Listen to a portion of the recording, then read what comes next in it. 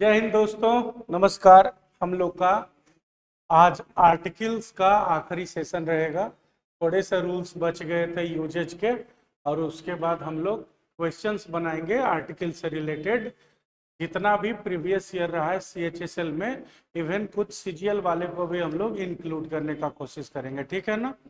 तो जो बच गए थे उनमें से क्या है, कुछ आर्टिकल्स बच गए थे, जिनके कुछ नाउन्स ऐसे, कुछ वर्ड्स बच गए थे जिनके आगे द लगना है, जिसमें से मैं अगला लेके चलूंगा। The is used before the words indicating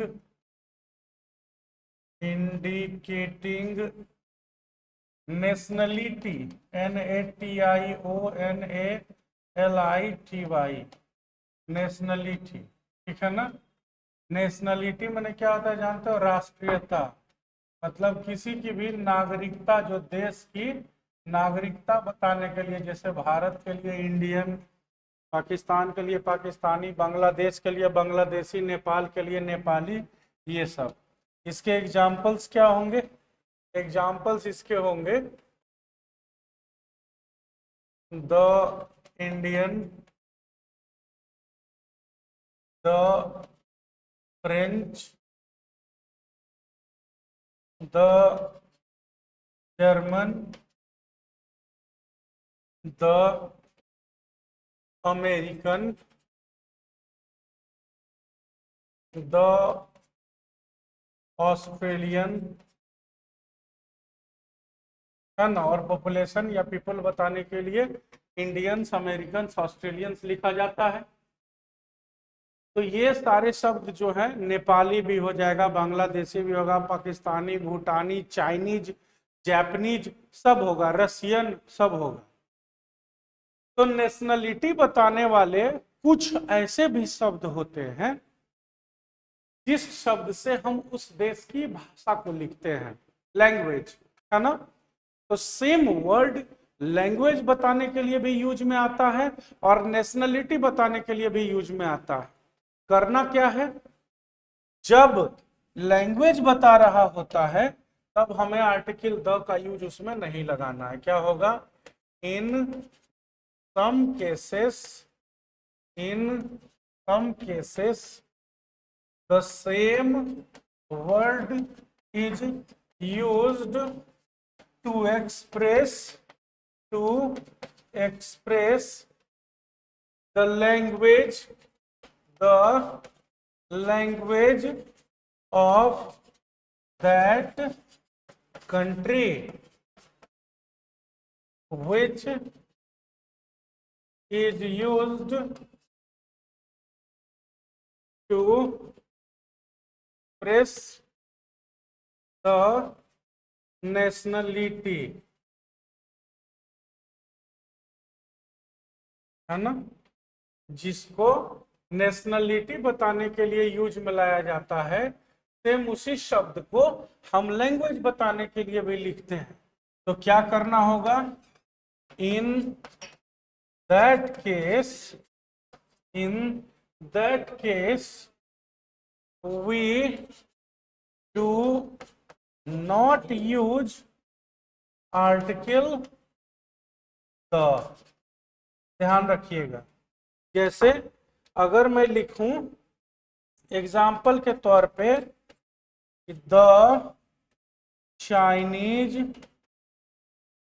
are short heighted, SHORT, short. तो यार थोड़ा सा इधर से इधर हुआ नहीं कि टिमहा बन जाता है। शॉर्ट, HEIGHTED,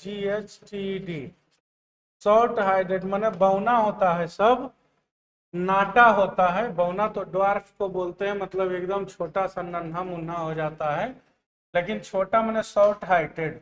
माने ये जो शॉर्ट हाइटेड कैरेक्टर लिखा गया है उसको क्या बोलेंगे हिंदी में? इसको बोलते हैं नाटा। हम लोग लंबा और नाटा बोलते हैं, लंबाई के हिसाब से, हाइट के हिसाब से। एक्चुअली हम हिंदी में क्या बोलते हैं? लंबा है, और अंग्रेजी में पूछते हैं हाइट क्या है। हाइट होता है ऊंचाई के लिए, लंबाई तो ऐसे हॉरिजेंटल प्लेन में लिया जाता है, हाइट वर्टिकल प्लेन में। लेकिन हम लोग हैं, हिंदी में पूछेंगे कितना लंबा हो, लंबाई कितना है, अंग्रेजी में पूछेंगे हाइट कितना है कि नहीं। तो हाइट जब पूछी जा रही है तो आप ही बताओ, ये लोगों की बात हो रही है कि भाषा की बात। तो यहाँ पे लोगों की बात हो रही है, तो अगर चाइनीज लोग की बात हो रही है तब यहाँ पे आर्टिकल द का यूज सही है। लेकिन अगर लिखा हुआ रहे the CHINESE Chinese is easy to understand, मतलब चाइनीज समझना आसान है। तो लोग की भाषा तो पढ़ना समझना लिखना ये सब रहे, चाहे बोलना रहे, चाहे अल्फाबेट की बात हो, चाहे शब्दों की बात हो, तो वो भाषा की बात कर रहा होगा। यहाँ कह रहा है चाइनीज समझना आसान है, मतलब चाइनीज भाषा का बात कर रहा है, और चाइनीज भाषा करेगा तो यहाँ पे तो हम नहीं लगाएंगे। तो इस तरह से हमें सेंटेंस पढ़ना होगा, जैसे बोल दे the German is hard working, तो जर्मनी के लोग को भी जर्मन कहा जाता है, और जर्मनी का भाषा भी जर्मन होता है। तो the German is hard working अगर लिखता है तो जर्मन लोग की बात हो रही है ना, कि हार्ड वर्किंग होते हैं, कठिन परिश्रमी होते हैं, मेहनती होते हैं। तो लोग में इज नहीं होगा, आर होगा, प्लूरल होता है, और द जर्मन भी सही हुआ। लेकिन अगर लिख दे the German is easy to speak, तो बोला जाएगा लोगों को कि भाषा को, भाषा को बोला जाएगा ऑब्वियसली। तो वहां पे the German is easy to speak नहीं कहेंगे, कहेंगे German is easy to speak. भाषा की जब बात हो रही होगी तब द का यूज नहीं करेंगे, लोगों की बात हो रही होगी, पॉपुलेशन की बात होगी, नेशनलिटी की बात होगी, तब हम द का यूज करेंगे। ठीक है ना। फिर अगला पॉइंट में है नेशनलिटी खत्म होने के बाद लैंग्वेज नेशनलिटी में ध्यान रखिएगा, लैंग्वेज बताने वाला आगे मैं लिख भी दूंगा कि लैंग्वेज के साथ कभी भी द नहीं लगता है। The Bhojpuri, the Punjabi, the Bengali, the Chinese, the Nepali, language के साथ आर्टिकल द का यूज नहीं किया जाता। ठीक है। दूसरा पॉइंट पे हम आते हैं। दूसरा है, हमने कल आपको बताया था सुपरलेटिव डिग्री में द लगता है। सुपरलेटिव डिग्री का हमने एक्सेप्शंस भी बताया था आपको कि कहां पे द का यूज होगा और कहां पे नहीं होगा। सुपरलेटिव में एक दो जगह ऐसे भी होते हैं जहां द का यूज नहीं होता है, जैसे जहां एक ही आदमी के लिए दो या दो से ज्यादा सुपरलेटिव लेके चल जाए। जैसे मैं थोड़ा एक्सप्लेन कर देता हूं, before adjectives in the superlative degree. ठीक है। एग्जाम्पल क्या हो जाएगा इसका? इसका एग्जाम्पल है the best, the most honest, the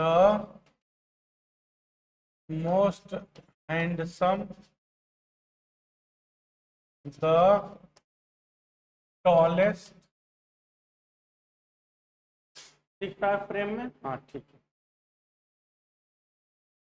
लेकिन इसमें क्या है, एक कंडीशन है कि अगर अगर दो या दो से ज्यादा सुपरलेटिव का यूज एक ही नाउन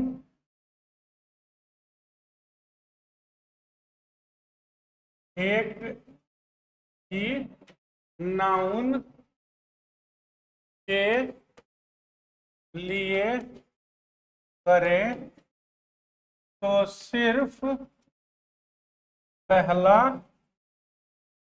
एडजेक्टिव के आगे द लगता है, ठीक है ना। जैसे एग्जाम्पल लिखते हैं, लिखेंगे ही is the strongest and the tallest man here.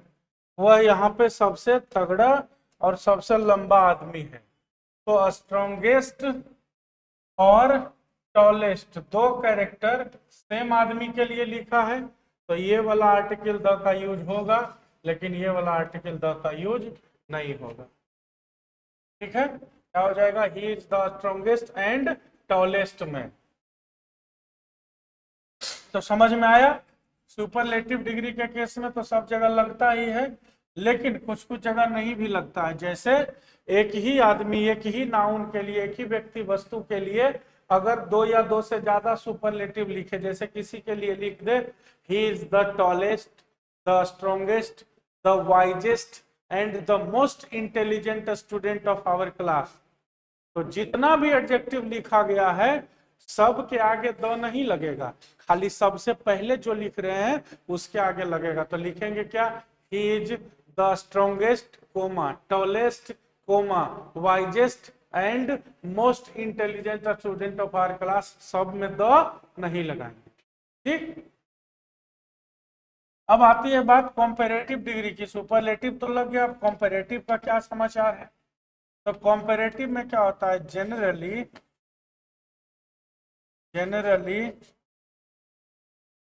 we do not use the before an adjective in the comparative degree, but it is used in the following cases। अब कौन कौन सा होता है भाई देख लो। तो जो पहला है वो क्या है, इन केस ऑफ ग्रेजुअल या पैरेलल डेवलपमेंट। ग्रेजुअल या पैरेलल डेवलपमेंट कहते किसको है, ग्रेजुअल या पैरेलल डेवलपमेंट समय के साथ दो गुणों में समान रूप से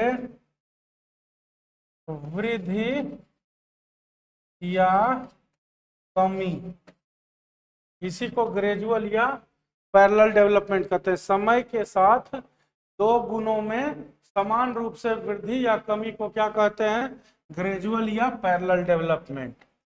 जैसे एग्जाम्पल के लिए लिखा हुआ रहेगा, एग्जाम्पल है पहला,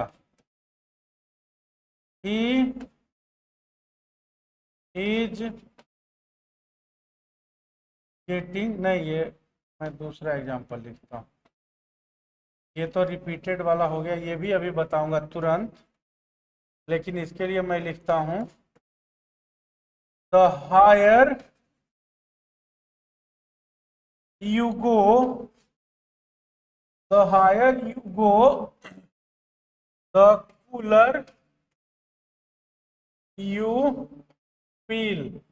इसका मतलब क्या हुआ कि जैसे जैसे आप ऊंचाई पे जाते हैं वैसे वैसे आप ज्यादा ठंडापन महसूस करते हैं।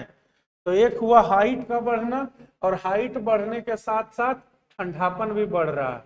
इसी को ग्रेजुअल या पैरेलल साथ साथ बढ़ने वाला डेवलपमेंट कहते हैं।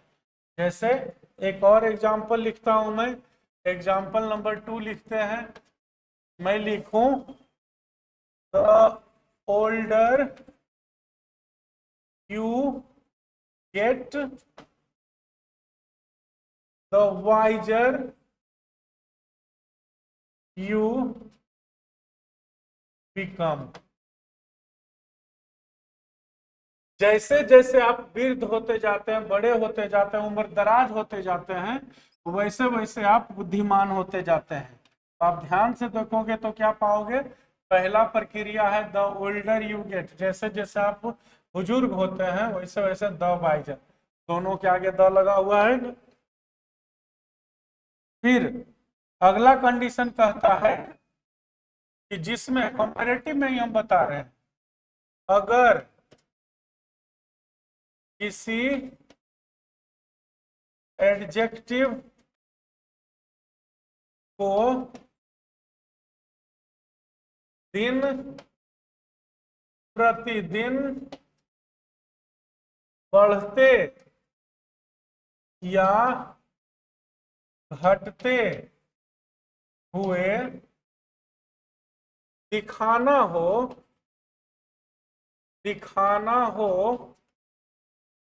तो हम उस एडजेक्टिव को कंपैरेटिव डिग्री में ही रिपीट करते हैं। ये ज्यादा करके एडजेक्टिव का रूल हो गया और आर्टिकल के लिहाज से कम हुआ, लेकिन आ जाता है कंफ्यूजन क्रिएट करने के लिए, इसलिए जानना जरूरी है। जैसे हम लिखें ही इज गेटिंग, आर्टिकल इसमें कहीं नहीं है, खाली कंफ्यूजन दूर करना है।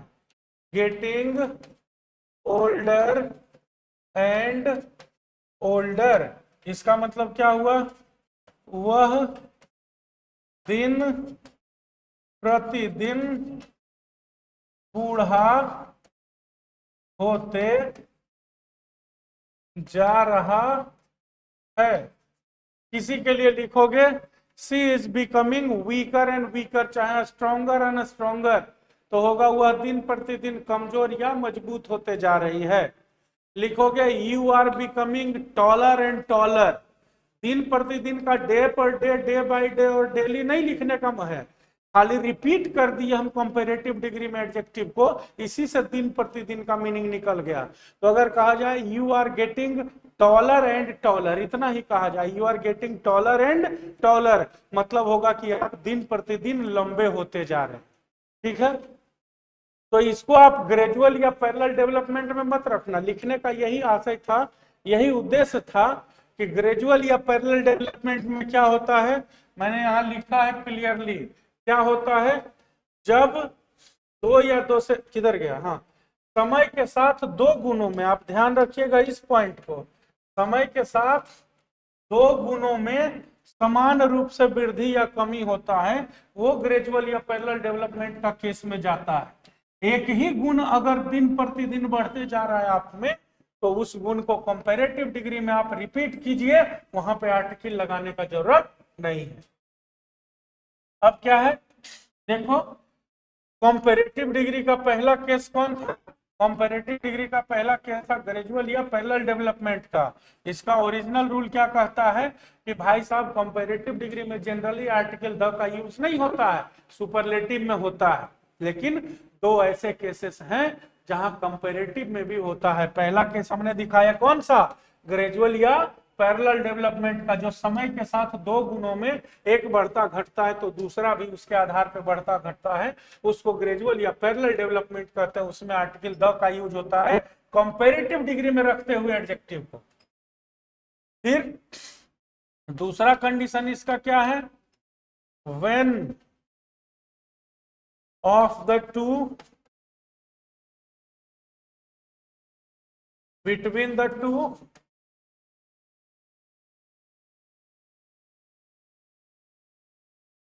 या between plus names, direct Ram and Shyam Mohan and Sohan लिख दें। तब क्या होता है, we use article the before the adjective which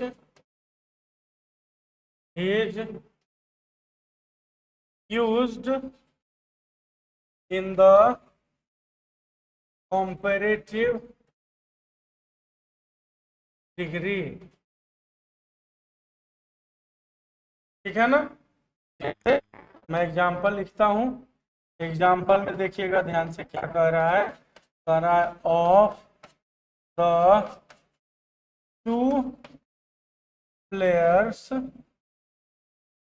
Virat is the better. कह रहा है कि दो खिलाड़ियों में विराट बेहतर है। हमने यहां क्या लगाया, ऑफ द टू, ध्यान रखिएगा क्या लगाया हमने, ऑफ द टू। तो ऑफ द टू अगर लगा रहे तो दो ही खिलाड़ियों की बात होगी जिसमें, जिसके लिए, जिसकी आप बड़ाई या बुराई करना चाहोगे उसके लिए जब भी एडजेक्टिव लिखोगे तो कंपैरेटिव डिग्री में, और उसके आगे आपको द लगाना है।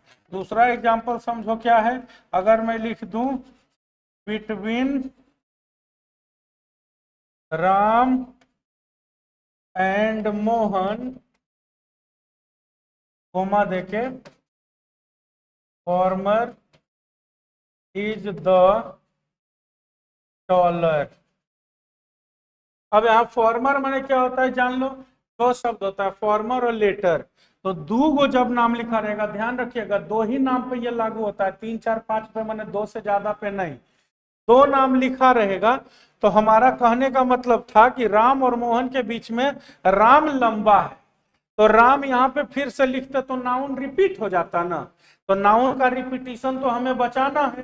तो बचाने के लिए क्या करते हैं, यहाँ पे हम दो नामों की जब बात हो तो पहले वाला नाम के लिए हम लिख देते हैं फॉर्मर और बाद वाला के लिए लिख देते हैं लेटर। जैसे यहाँ पे हमने लिखा फॉर्मर इज द टॉलर, कहने का मतलब हुआ कि राम मोहन से लंबा है, और लिख देते हैं लेटर इज द टॉलर, तो हो जाता मोहन राम से लंबा है। लेटर मैंने बाद वाला और फॉर्मर मैंने पहले वाला। लेकिन ध्यान और क्या चीज पे रखना है कि कंपैरेटिव डिग्री में एडजेक्टिव आया, टॉलर लिखा है ना हमने और उसके आगे आर्टिकल द लगाए, लगा हुआ है, क्लियर है। तो कंपैरेटिव डिग्री का स्पेसिफिकली ये दो केस होता है। नॉर्मल रूल क्या है, सुपरलेटिव के आगे द लगता है, कंपैरेटिव के आगे द नहीं लगता है। लेकिन सुपरलेटिव का कुछ है ऐसा केस है जिसमें द नहीं लगता है, और कंपैरेटिव का कुछ ऐसा केस है जिसमें द लगता है। हमने सारे केसेस दिखा दिए। अब अगले पॉइंट पे चलते हैं। अगला क्या कहता है, कहता है कि अगर इफ, अगला रूल है ये, ठीक है ना, इफ आर्टिकल द, नहीं न तो ऐसे लिखते हैं इसको भाषा, article the is used to make a class of noun by using it before a suitable adjective।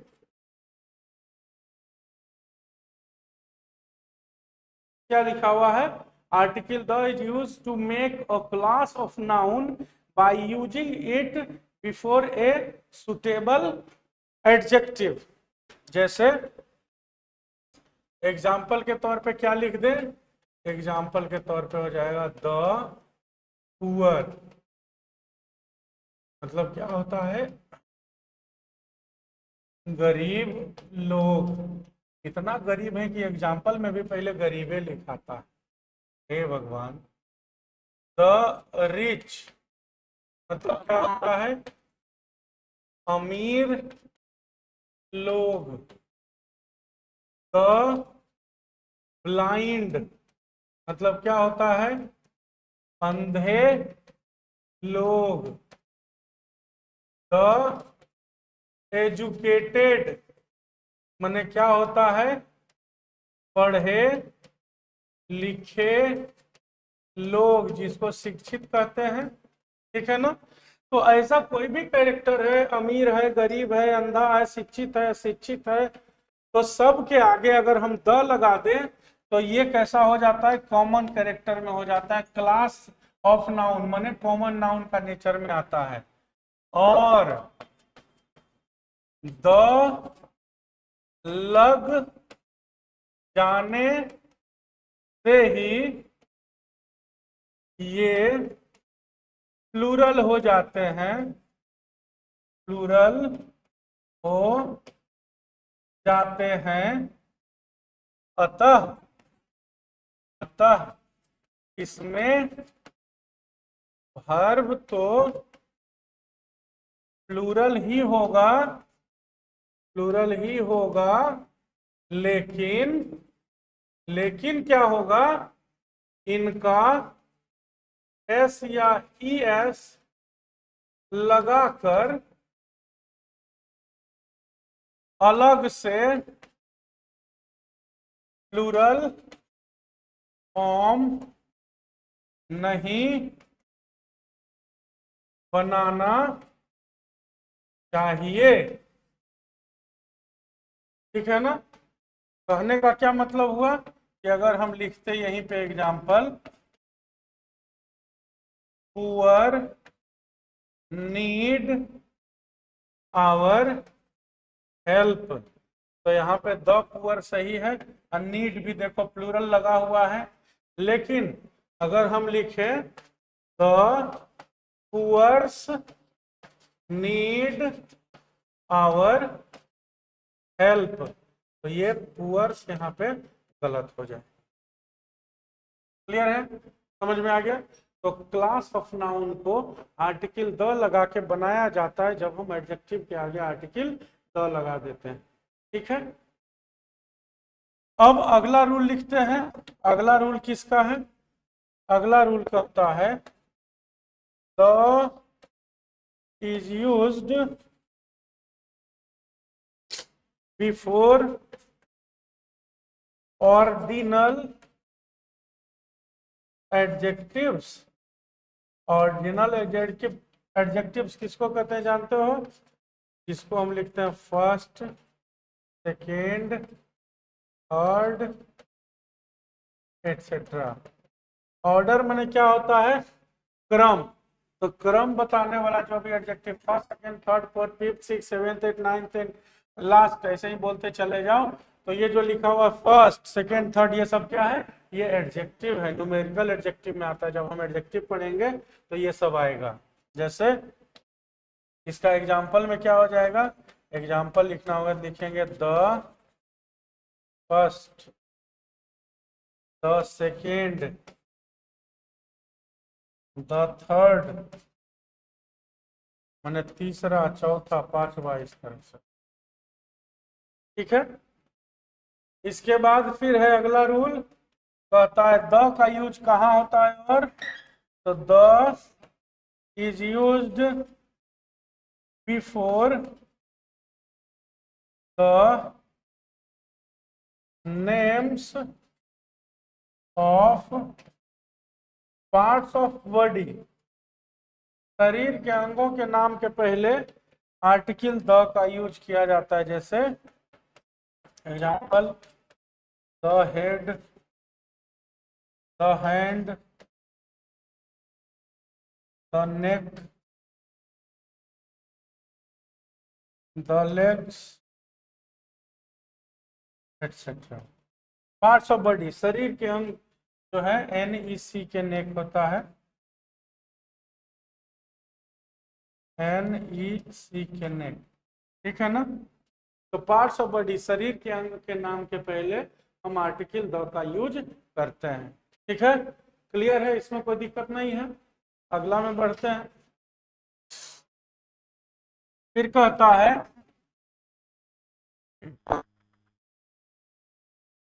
The is used for the nouns coming after each of either of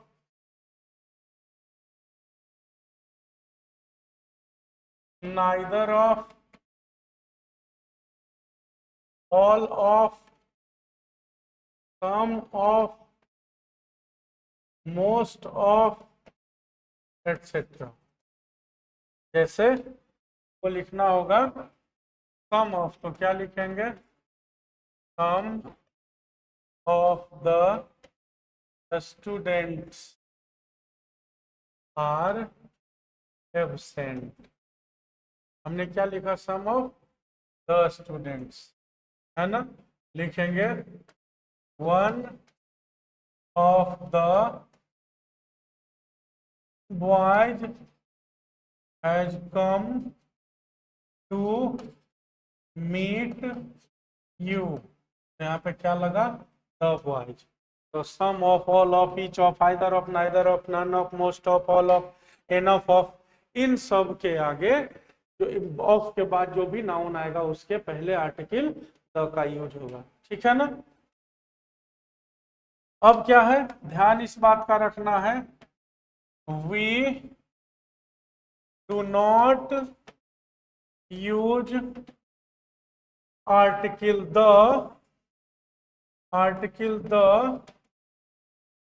before the names of seasons, subjects, festivals,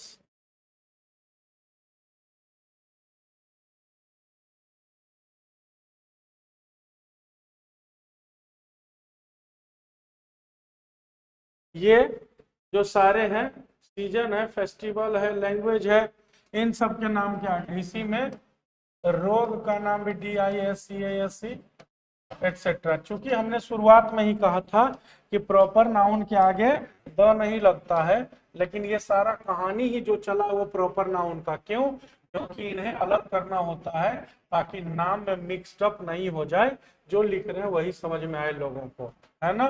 तो आप ध्यान रखना, season, subject, festival, language, disease, the corona virus, the malaria, the Bhojpuri, the Durga Puja, the mathematics, ये सब the rainy season, the winter season नहीं होता। हालांकि season के नाम पे कॉन्ट्राडिक्शन है, कुछ ग्रामेरियंस का कहना है कि हाँ लगेगा, कुछ का कहना है कि नहीं लगेगा, लेकिन हमारा एग्जामिनेशन सिस्टम द लगने पे गलत मान लेता है, तो इसलिए हम नहीं लगा के चलेंगे, ठीक ना। अब क्या बच गया है, तो अगर जो नाउन इसके बाद आए, किसके बाद मैं लिख रहा हूं, ध्यान दीजिएगा आप, nouns coming after type of, kind of, sort of, वो पूछते हैं ना किस प्रकार का, do not take the before them.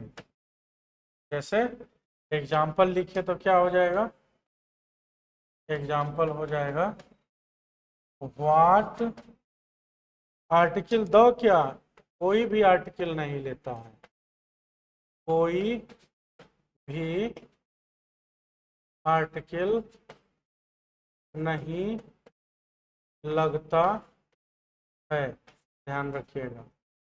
What kind of a fruit is this, तो यहाँ पे ए फ्रूट नहीं होगा, लिखेंगे which type of A film do you watch. एक फिल्म यहाँ पे नहीं। क्लियर है? देख लो, सीजन के नाम, त्योहार के नाम, विषय के नाम, भाषा के नाम, बीमारी के नाम के आगे द नहीं लगता है। Each of, either of, neither of, some of, all of, most of, none of, enough of, इन सब के आगे द लगता है, जो नाउन ऑफ के बाद आने वाला है उससे पहले। ठीक, अब क्या बच गया है? अब मेरे हिसाब से एक नोट को ध्यान में रखिएगा, इन केस ऑफ पोस्ट या titles, if appointment, promotion, election,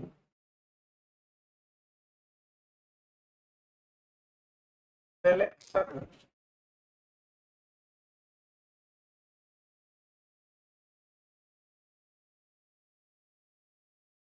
has been used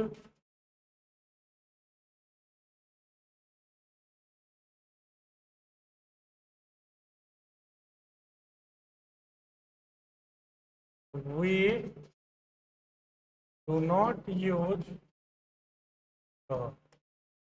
ऐसे क्या है रूल कि पोस्ट या टाइटल का नाम हो, नौकरी वाला जो पोस्ट होता है, पदवी जो होता है, उसके आगे द लगता है। ये रूल तो हम लोग पढ़े हैं। लेकिन अगर अपॉइंटमेंट, सिलेक्शन, प्रमोशन, इलेक्शन ये लगा रहे तो द नहीं लगता है। जैसे he has been appointed the headmaster of this school, तो यहाँ पे द नहीं लगेगा, लिखा हुआ रहेगा सी was selected as the chairman of this company, तो यहाँ पे द का यूज गलत हो। क्लियर है? फिर यूनिवर्सिटी कॉलेज का केस है एक बचा हुआ, है ना? यूनिवर्सिटी, यूनिवर्सिटी कॉलेज, इन्हीं से अगर नाम शुरू हो तो द लगेगा, नहीं तो नहीं लगेगा। जैसे एग्जाम्पल लिखते हैं, द यूनिवर्सिटी ऑफ कोलकाता, ये सही है, लेकिन द कोलकाता यूनिवर्सिटी ये सही नहीं। क्लियर है? तो ये हमारे आर्टिकल्स के रूल्स से सारे कि प्रॉपर नाउन के केस में हमें कहाँ पे आर्टिकल द का यूज करना है या ए एन का यूज करना है या कहाँ पे नहीं करना है। अब हम बनाएंगे सारे क्वेश्चंस जो डील करेगा CHSL और CGL का सारा प्रीवियस ईयर क्वेश्चन को। ठीक है ना?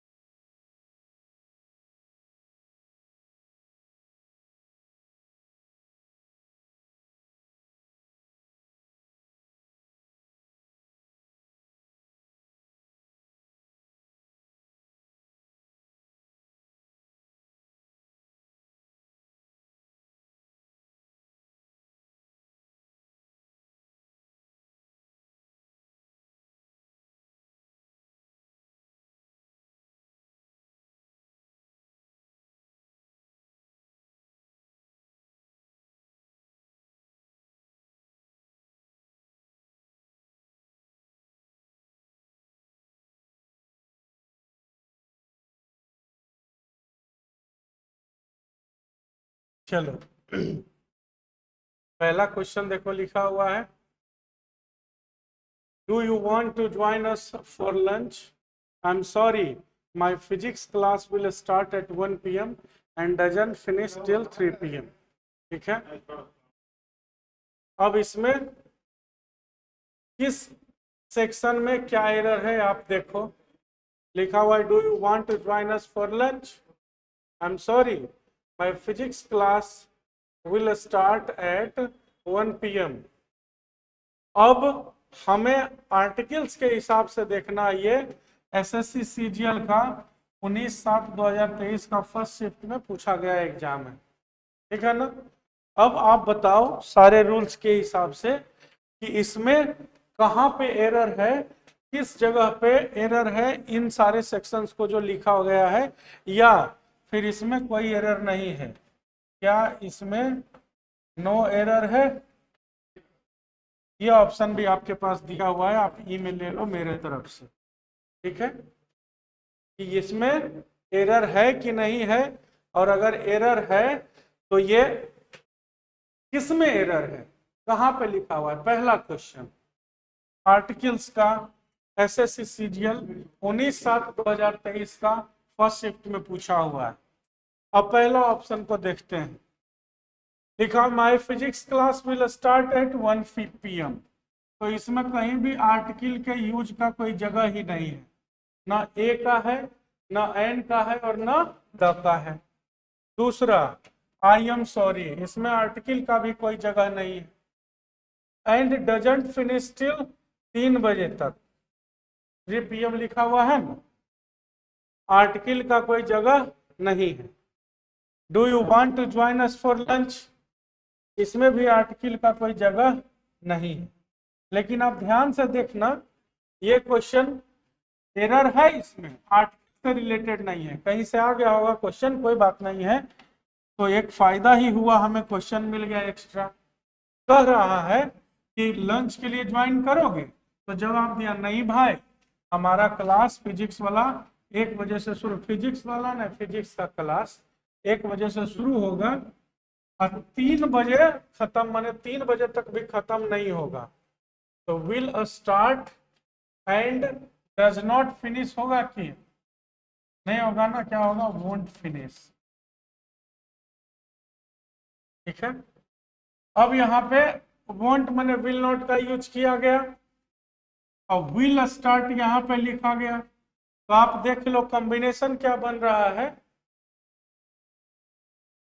कॉम्बिनेशन क्या बन रहा है कि अगर आप टेंस के हिसाब से चलते हैं इसमें, है ना, कि कौन सा यहाँ पे किस में एरर होगा, तो इसमें ध्यान देंगे 1 बजे से स्टार्ट होगा लेकिन 3 बजे खत्म होगा, तो वो जो डजंट लिखा हुआ है वो गलत लिखा है, नहीं लिखना चाहिए। खैर कोई बात नहीं, ऐसा होते रहता है, क्वेश्चन है, एक आध क्वेश्चन इधर हो जाना कोई बहुत बड़ी बात नहीं। अब लिखा हुआ है sky appears blue as it absorbs all colours and reflects only blue. कह रहा है कि आसमान ब्लू माने नीला मालूम पड़ता है, देखने से नीला लगता है गगन आसमान जो होता है, क्यों? क्योंकि ये सारा कलर को एब्जॉर्ब कर लेता है, सोख लेता है, और सिर्फ ब्लू को रिफ्लेक्ट करता है। तो यहाँ पे आर्टिकल कहाँ पे लगेगा, लगा सकते हो आइडिया आप?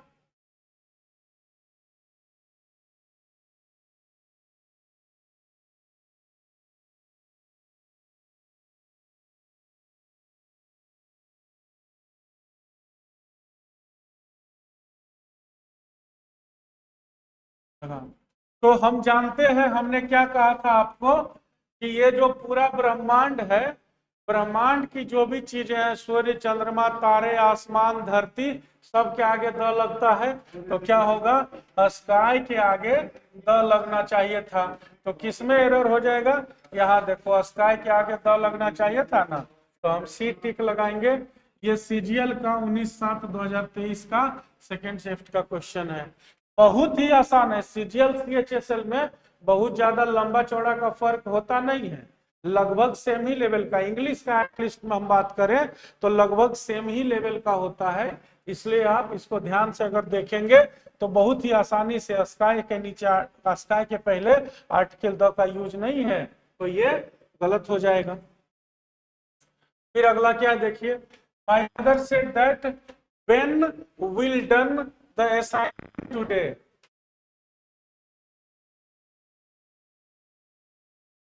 अब क्या लिखा हुआ है इसमें, लिखा हुआ है my mother said that when will done. तो हमें लग रहा है क्या कि आर्टिकल्स का हम एक बार क्वेश्चन रिवाइज करवा देते हैं ना। हम लोग का क्या है कि सीजीएल का इंपॉर्टेंट सेक्शन टेंस भी है, तो टेंस का भी शायद आ गया है कुछ क्वेश्चन। हम लोग आर्टिकल्स वाला छांट लेते हैं एक बार, और उसके बाद इसको सोल्व करने का, ऐसे भी आज का शिफ्ट खत्म ही होने वाला है, तो हम लोग इसको फिर से लेके आते हैं। सारा आर्टिकल्स का क्वेश्चन हम लोग कल सोल्व करेंगे, ठीक है। तब तक के लिए आप पढ़ते रहिए, मेहनत करते रहिए। Thank you.